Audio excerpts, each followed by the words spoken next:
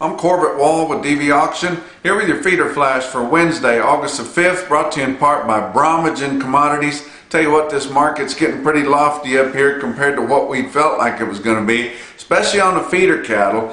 And if you've got some calves to sell later on this fall or towards the end of the year, you might want to go in there and do some risk management on those to kind of protect what you've gained here and limit your bottom side losses there. But check out BromageandCommodities.com and holler at my friend Candy Sullivan. She'll help you out. Fat's higher early in the week, which is a positive sign whenever they come out and actually start buying cattle, and dollars higher, and they did on Tuesday this week, and that's kind of surprising that we've gained $3 in the Southern Plains in Kansas just on Tuesday already. And so if that should continue, that'll be an awful positive week, but already looking pretty positive, and not big time movement, but enough to kind of set the trend already so far this week. But like I said, we've gained a lot of ground here. We've got our fat cattle trading up at $1 now, even in the Southern Plains, so that's pretty good. And we don't know that it would have been a whole lot better than that if we hadn't had all these disruptions and hiccups and everything. But the board is showing to be even better than that. We've got October live cattle futures up around 107.5 now. Some pretty decent ground there, and our feeder cattle is really what's impressive there. And it's evident now that we didn't have as many calves in last year's calf crop. The government totally blew that. Everybody was saying, hey, we've had a lot of death loss here, we've had a lot of sickness in the south, we've had bad floods and bad winter in the north, and we just don't have the calves. We lost a lot of the cows. The cows didn't end up having calves. They slept the calves. We sold off a lot of cows. And we don't have that big of a calf crop. But no, USDA inventory report in January said, oh yeah, this is another bigger crop, but we're expecting a smaller one for the next year, which would be this year. And it's going to be indeed a lot lighter this year. They even said it was going to be some lighter, but it's going to be lighter than what they said. And they totally missed last year's calf crop because it's not as big.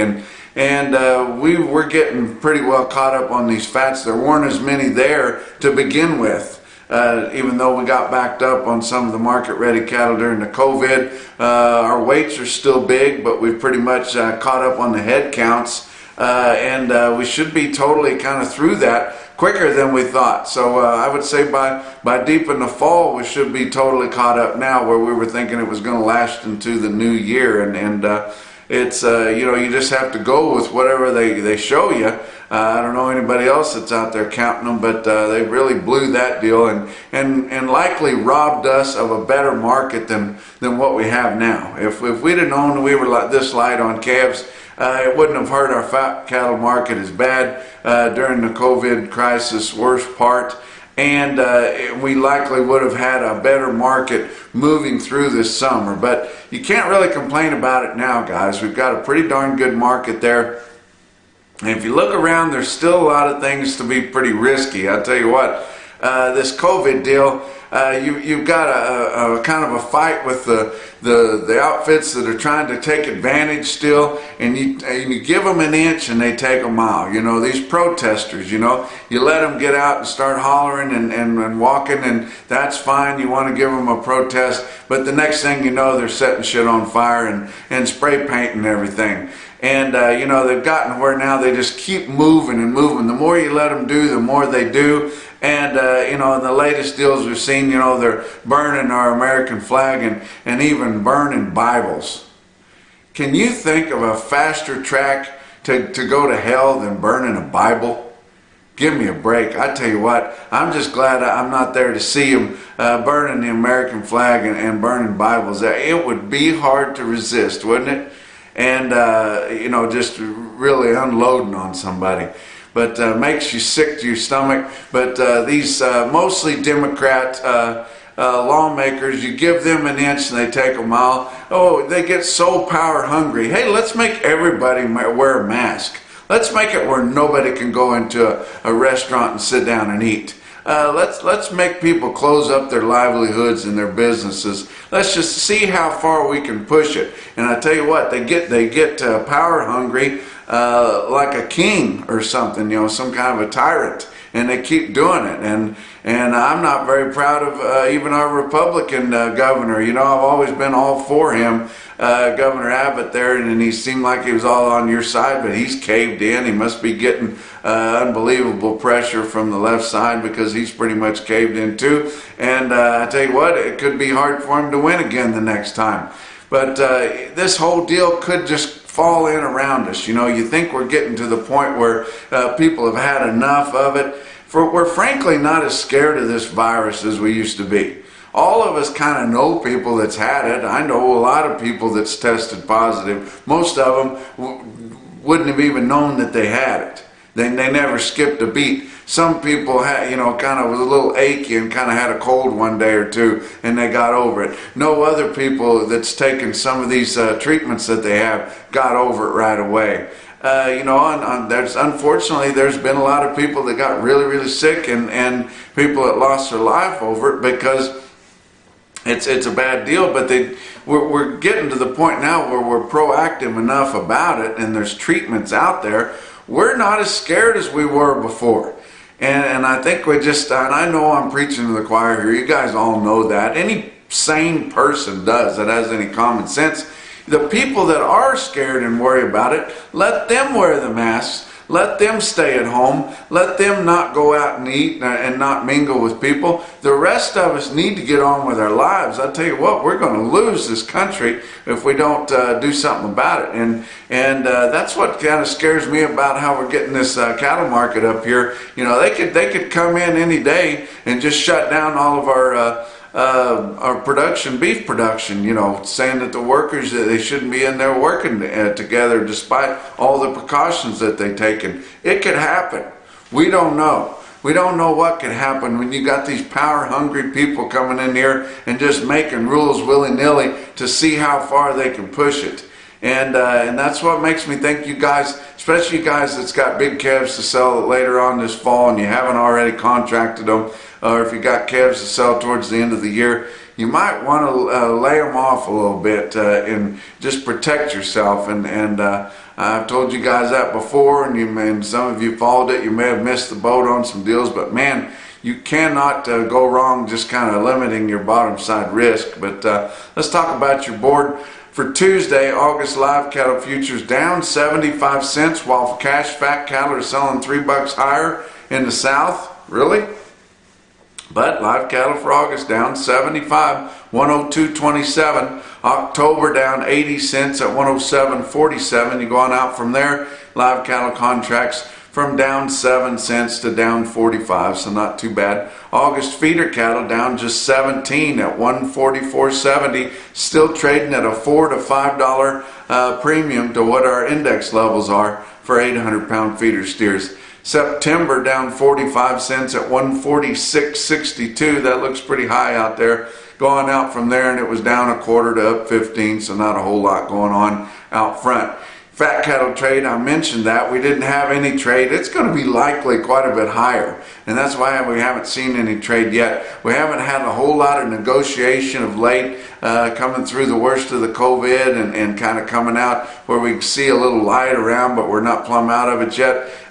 Your northern plains and the southern plains too, they haven't been bickering too much. There's been quite a bit of cash trade. Your packers have kind of been showing that, hey, we can buy some cattle cash, but it's kind of been a take it or leave it type deal. Hasn't been a whole lot of negotiation. Well, there was no trade hardly at all, load or so in Iowa, but no trade has taken off in the northern plains. Guys are probably going to be hard to trade with because they're very current, and they think that the packers need them, and they do need them. Kansas already on Tuesday morning, we're selling cattle at $1 a pound. 97 was about the best we saw last week, maybe 7.5 on a really outside deal, but they sold 2,900 head confirmed in Kansas at $1. That's significantly higher in the cash market this early in the week. Texas, just about 400 head, but at $99 there. So that's a big positive, guys, and I think the board should show that, and your cash markets other places. Let's talk about a fat cattle auction. How about Dunlap Livestock Auction in Dunlap, Iowa there?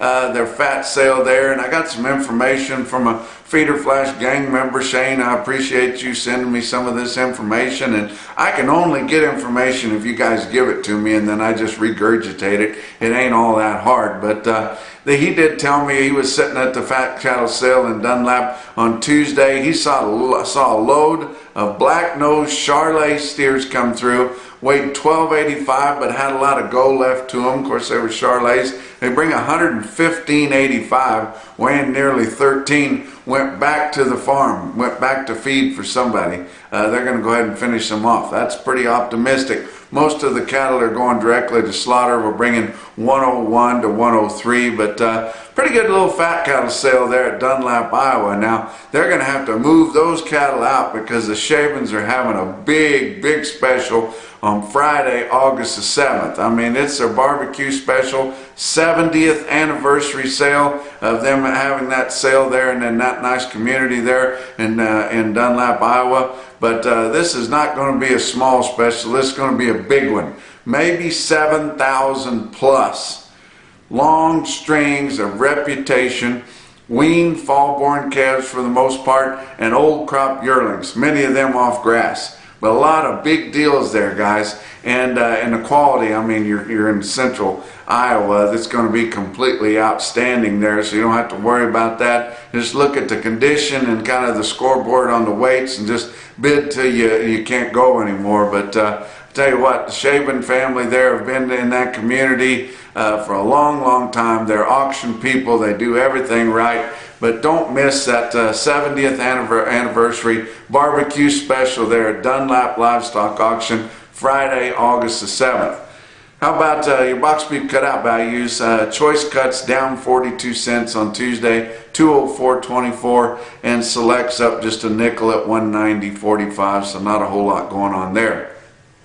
Talk about your special there at Dunlap. Don't miss some of those specials I've told you about already on the last visit. Montgomery Stockyards big board sale coming up Wednesday night at 6 o'clock Central. Got like 60 loads of long-time weaned calves, home raised, all of them right there, and not just a little bit weaned 60 days.